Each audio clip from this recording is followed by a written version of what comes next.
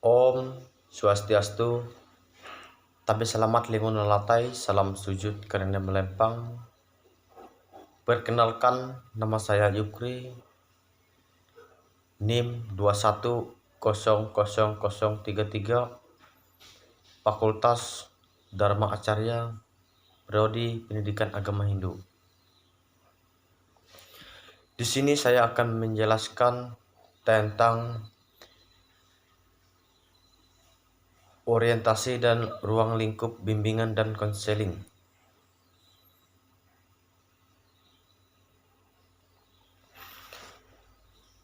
Layanan bimbingan dan konseling merupakan bagian integral dari pendidikan di Indonesia sebagai sebuah layanan profesional. Kegiatan layanan bimbingan dan konseling tidak bisa dilakukan secara sembarangan, namun harus berperangkat dengan berpijak dari suatu landasan dan kokoh yang didasarkan pada hasil-hasil pemikiran yang penelitian yang mendalam.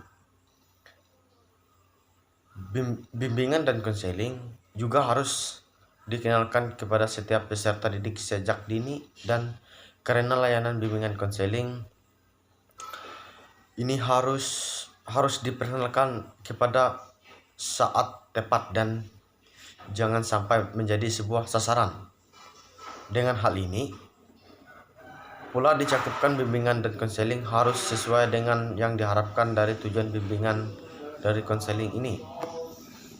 Karena itu, dalam kehidupan di sekolah sering terjadi pemahaman yang salah tentang bimbingan dan konseling di mata para pendidik maupun peserta didik itu sendiri. Namun, menjadi objek kajian bimbingan dari konseling ini.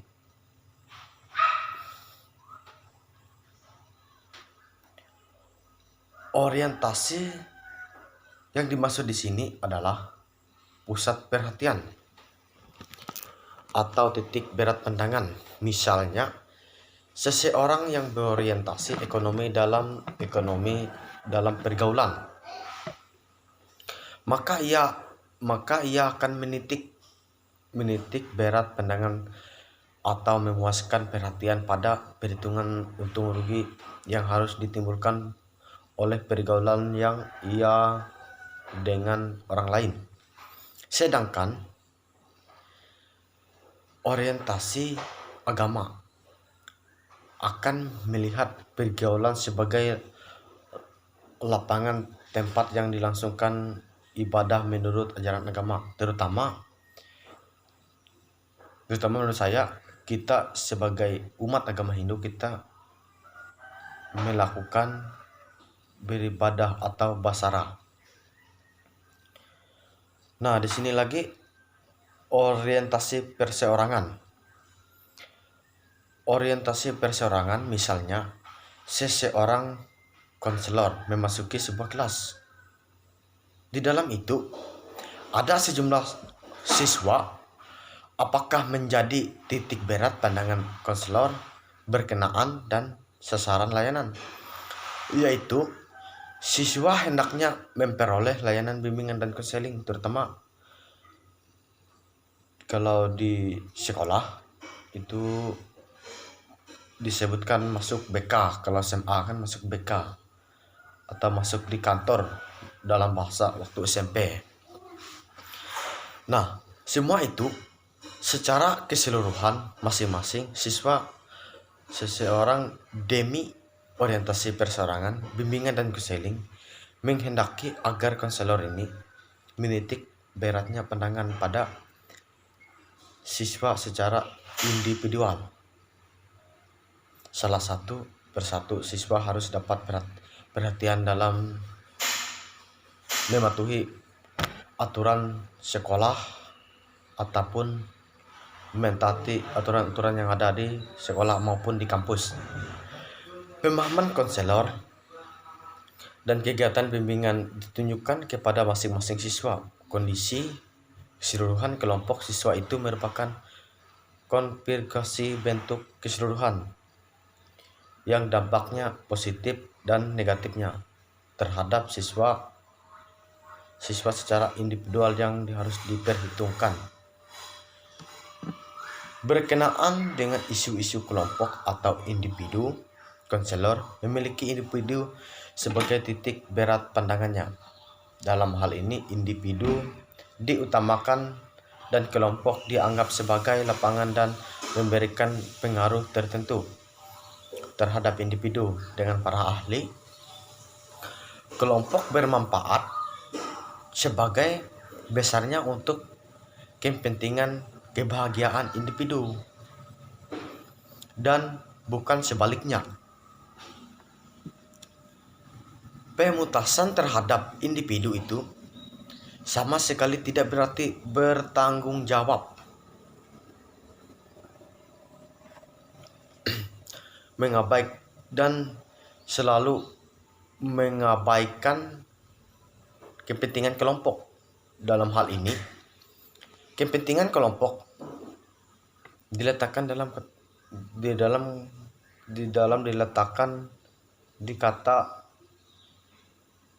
dikatakan hubungan timbul balik yang wajar antar individu. Kepentingan kelompok dalam artinya misalnya kerumuhan nama citra kelompok, keserian pada kelompok, kesejahteraan kelompok, dan sebagai tidak akan terganggu oleh pemusnahan dan kepentingan kebahagiaan individu yang menjadi anggota kelompok itu. Kepentingan kelompok itu justru dikembangkan dengan tingkatan melalui terpenuhi kepentingan dan percapaian sebagai individu. Apabila secara individual para anggota kelompok itu dapat terpenuhi kepentingan dan merasa kebahagiaan, dapat diharapkan kepentingan kelompok pun menjadi pula. Lebih-lebih lagi, layanan bimbingan konseling berorientasi individu. Istilah contohnya kayak mendiri lah. Itu sama-sama sekali tidak boleh menyimpang ataupun bertentangan dengan hal-hal nilai-nilai berkembangnya dalam kelompok sepanjang nilai-nilai itu dengan sesuai norma-norma yang berlaku di sekolah ataupun di dalam luar sekolah.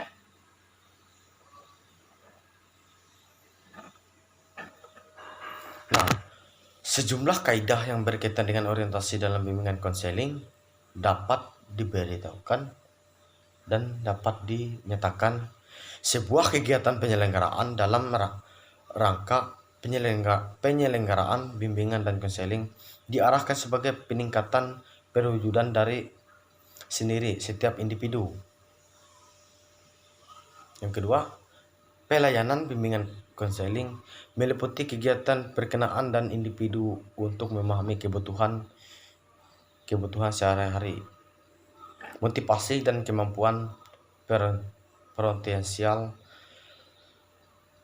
semuanya unik serta untuk membantu individu agar dapat menghargai kebutuhan. Nah, orientasi perkembangan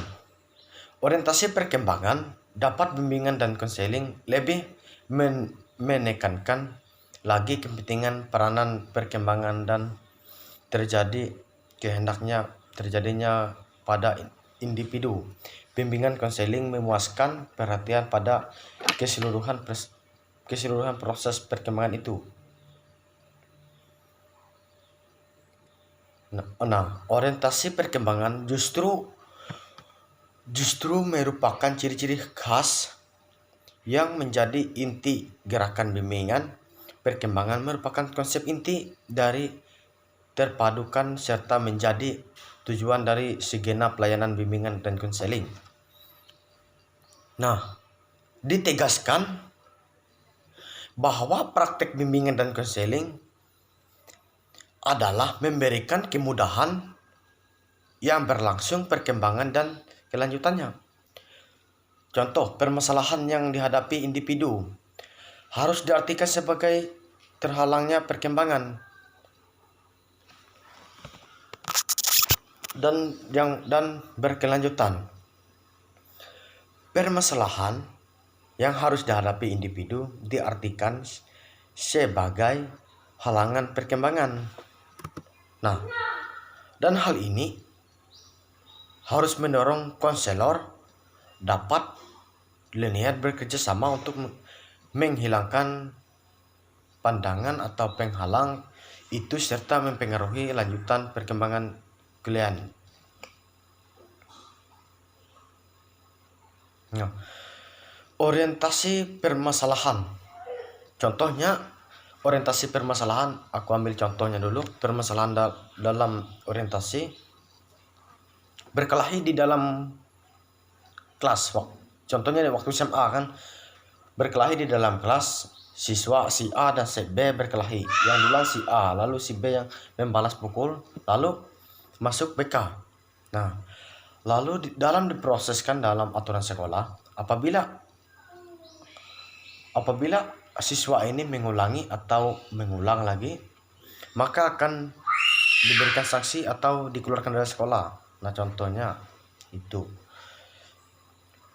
Nah, ada yang mengatakan bahwa dari perkembangan itu mengandung risiko. Perjalanan kehidupan atau proses perkembangan sering kali ternyata tidak mulus. Banyak mengalami hambatan rintangan, padahal tujuan umum bimbingan dan konseling sejalan dengan tujuan hidup perkembangan sendiri, ialah kebahagiaan, hambatan dan rintangan dalam perjalanan hidup dan perkembangan pastilah mengganggu pencapaian berbagai kebahagiaan itu. Agar tujuan hidup dan perkembangan yang sebagainya harus tujuan bimbingan dan konseling itu tercapai dengan sebaik-baiknya, maka risiko harus menimpa kehidupan perkembangan itu harus diwaspadai. Nah, ini yang satunya lagi, ruang lingkup bimbingan dan konseling. Ruang lingkup bimbingan konseling di sekolah mencakup upaya bantuan meliputi bimbingan pribadi dari bimbingan sosial, bimbingan belajar dan bimbingan karir.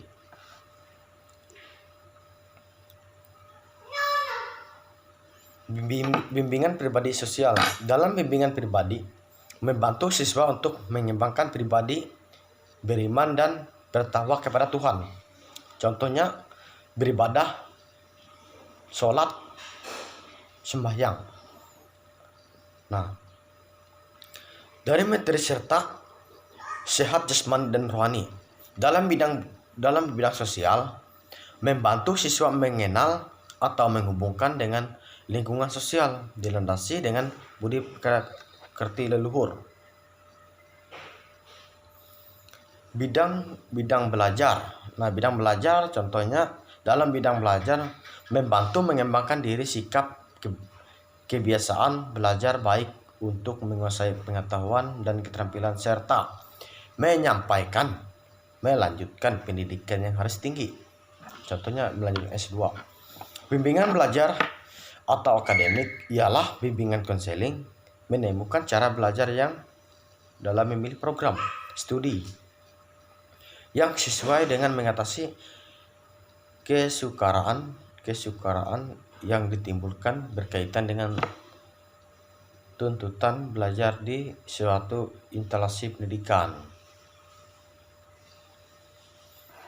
Nah, bimbingan karir. Bimbingan karir ialah bimbingan dalam mempersiapkan untuk memahami dunia kerja dalam memilih lapangan pekerjaan dan jabatan profesi tertentu serta mengendalikan diri untuk siap memaku jabatan itu. dan menyelesaikan diri dengan berbagai tuntutan dari lapangan yang pekerjaan yang memasuki.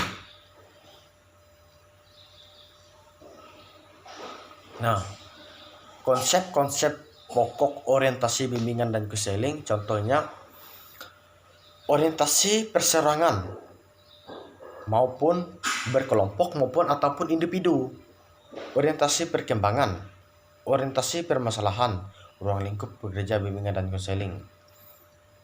Nah, sedangkan ruang lingkup bimbingan konseling adalah bimbingan pribadi sosial, bidang bimbingan belajar, bidang bimbingan karir.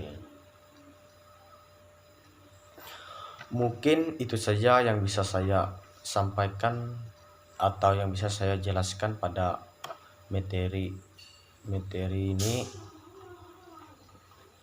materi orientasi dan ruang lingkup bimbingan konseling. Sebelumnya saya mengucapkan Prama Santi, Om Santi Santi Santi Om Sahe. Mohon maaf kalau ada kurang jelas video saya ini, saya minta maaf.